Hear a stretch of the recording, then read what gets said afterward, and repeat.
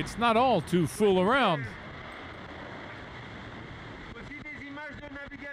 We need navigation images. So I'm gonna have to get out and try to catch a few images. It's not an easy thing. It's really shaky out there. The sea is rough.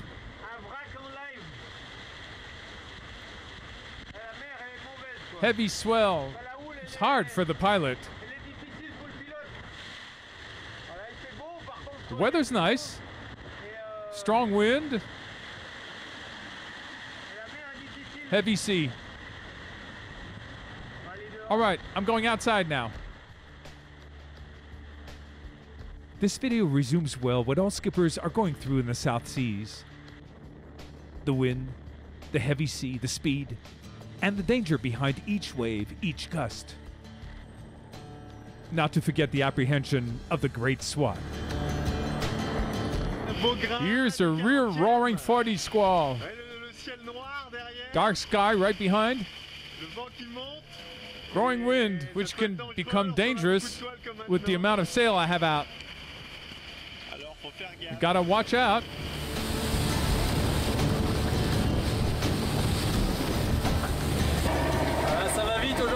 We're fast today. About 25 knots, 30 knots wind. Nice maneuver. I didn't even get wet. Just had to stick my neck out. You see? Passage of the front in the South Seas.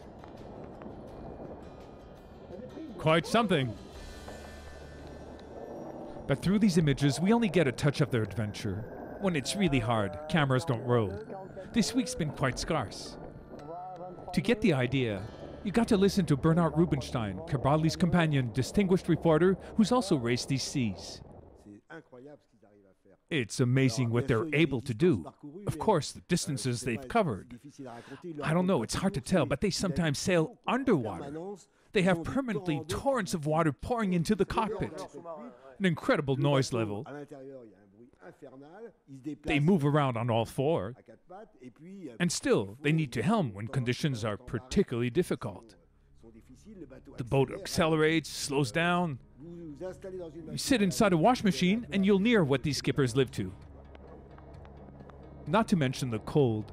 The more you head down, the colder it gets. Makes sense. Today's Sunday, December 16th. We're in the furious 50s. The southern hemisphere by 51 degrees south. It's cold here. And to show you how cold, the olive oil has frozen. Here. That's the olive oil. All hardened.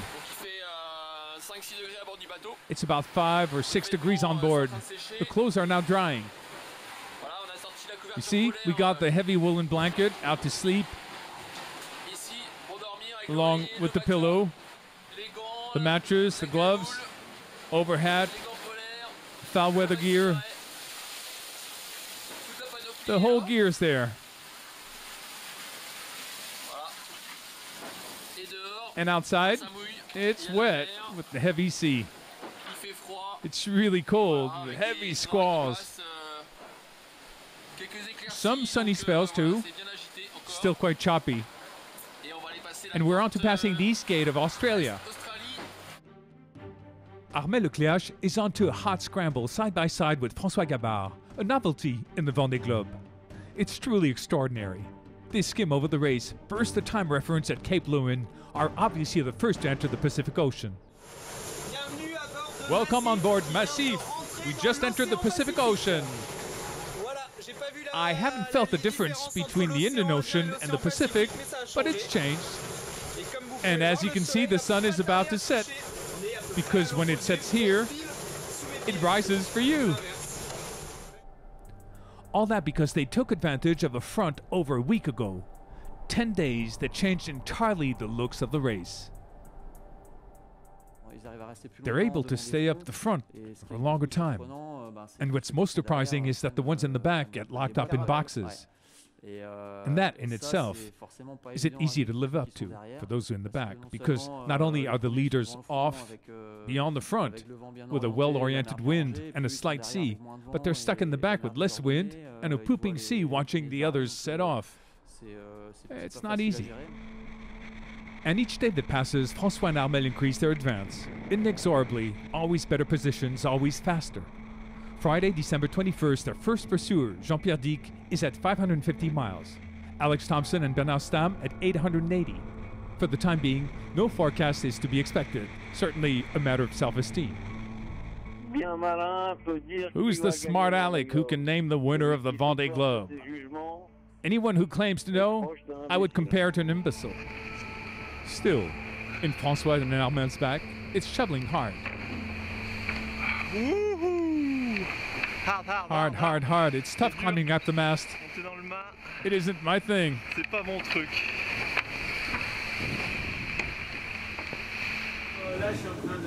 Here I'm finishing a repair.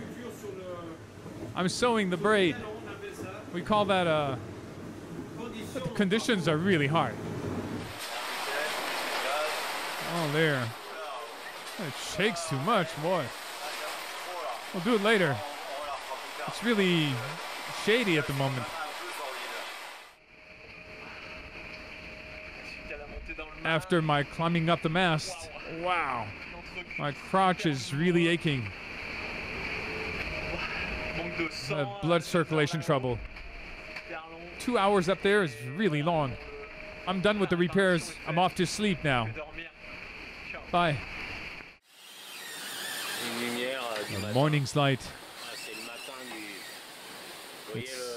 You can see the wind we had last night.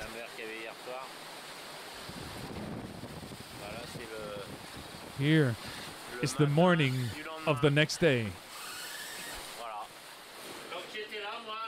I was sitting there on my seat like that, and there I did the dead man's drop. So with the dead man's drop, what happened is that the boat suddenly stopped, the sea tore off like that, crack, I fell backwards like that, and clack, I found myself on the floor, stuck at the bottom.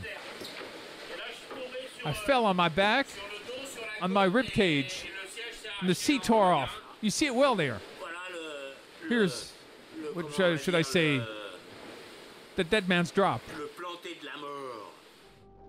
And through all these videos that transmit their difficulties, one sticks out as anecdotal, a dishwasher tale that makes a point of domination. I'm going to show you as a preview the dishwasher on board Massif.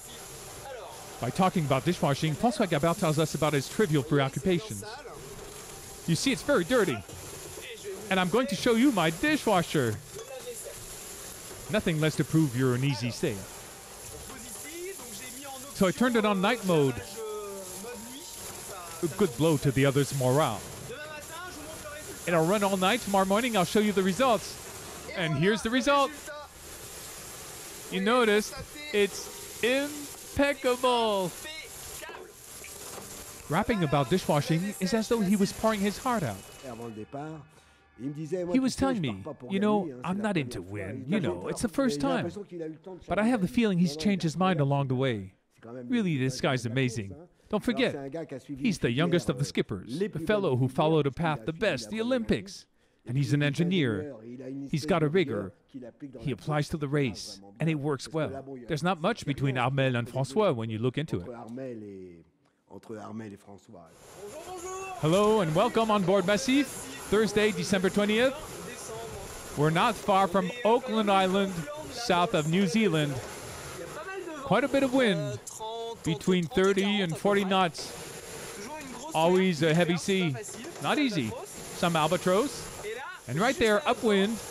Gotta wait for the wave to descend. Here's Banque Populaire at about 20 length. He's been there for the last 2 hours. I tried to reach him on the VHF, but he doesn't answer. You see him now. It's excellent, no? Wouldn't you say? It's enormous. It's really exhilarating at the moment. A wonderful competition. Two are at the head, close, but they have no choice. Are they at their maximum? How far? 80, 90%? No, they're not far from the 100% figure. There, at 100%. Yes, it's a lesson they learned from Michel Desjoyaux 4 years ago, where in the South, he was one notch over everyone. It's true that since the beginning of the Vendée Globe, we tend to say in the South we should sail at 75–80%.